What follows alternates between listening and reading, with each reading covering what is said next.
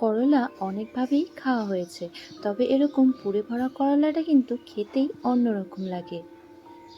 Hello বন্ধুরা, আমি অর্পিতা। আমার চ্যানেল ড্রিম কিচেনে সবাইকে স্বাগত জানাই। আজকে আমি বানাবো পুড়ে ভরা করলা।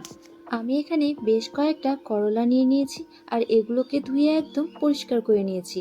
এবার মাছ বরাবর এগুলোকে কেটে নিচ্ছি। তারপরে মাঝখানে যে বীজগুলো আছে সেগুলোকে একদম পরিষ্কার করে বের করে নেব। এরকম একটা চামচের পেছন সাইডটার সাহায্যে আপনারা কিন্তু বীজগুলোকে অনায়াসে বের করে ফেলতে পারবেন। একটা করলা কিন্তু খুব সহজে পরিষ্কার হয়ে গেছে। এবার আমি বাকি করলাগুলোকেও একই রকম ভাবেই বের করে নিচ্ছি। সবগুলো করলা থেকেই বীজগুলো বের করে একদম পরিষ্কার করে নিয়েছি।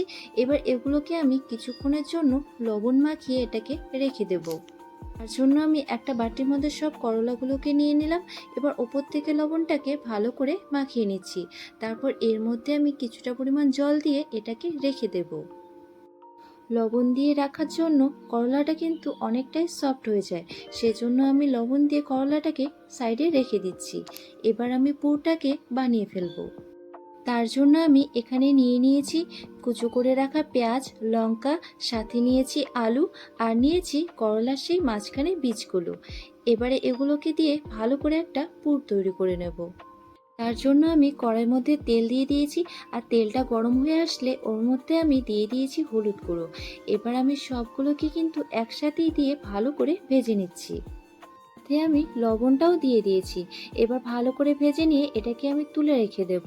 আর এটা বেশ ভালোভাবে ঠান্ডা হয়ে আসলে তারপর কিন্তু আমি করলার মধ্যে এটাকে ভরবো। পুরটা আমার ঠান্ডা হয়ে গেছে। এবার কিন্তু একদম রেডি হয়ে গেছে করলার মধ্যে ভরার জন্য। এবার চলুন চটপট করে করলার মধ্যে পুরটাকে ভরে নেওয়া যাক। আমি এখানে করলাগুলো জল ঝরিয়ে নিয়ে নিচ্ছি, আর এগুলো কিন্তু বেশ সফট হয়ে গেছে। এবারে তাড়াতাড়ি করে পুরটাকে ভরে নেওয়া যাক। করলার এই পেটটাকে এভাবে ফাঁকা করে ধরবো। তারপর আমি একটা চামচের সাহায্যে এভাবে মাঝখানে পুরটাকে ভরে দিচ্ছি। খুব সহজেই কিন্তু করলার মধ্যে পুরটা ভরে নেওয়া যাচ্ছে। একই রকম ভাবে আমি সবগুলো করলার মধ্যেই কিন্তু পুরটাকে ভরে নেব।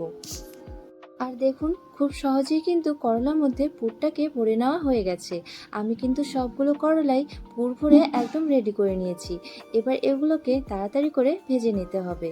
তার জন্য আমি কড়াইয়ের মধ্যে তেল দিয়ে দিয়েছি, আর তেলটা গরম হয়ে আসলে ওর মধ্যে আমি করলাগুলোকে দিয়ে দিলাম। করলাটাকে দেওয়ার পর কিন্তু এভাবে একটুখানি ঢেকে রেখে দিতে হবে, তাহলে কিন্তু ভালোভাবে করলাটা সেদ্ধ হয়ে যাবে। করলার গায়ে কিন্তু আমি ওপর থেকে একটুখানি লবণ দিয়ে দিয়েছি। এবার এগুলোকে দু পিঠ ভালো করে ভেজে নিচ্ছি।